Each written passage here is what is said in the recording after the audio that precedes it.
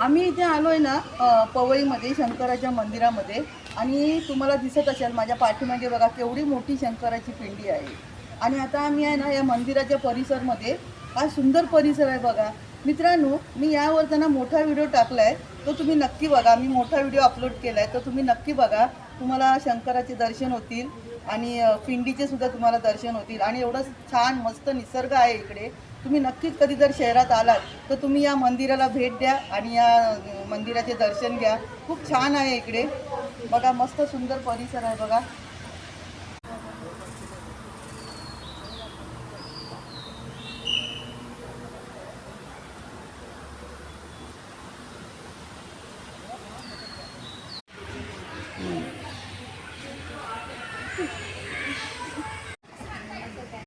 हे जे छोटंसं तुम्हाला असं दिसते, तर ते हे गुरु इथे राहायचे.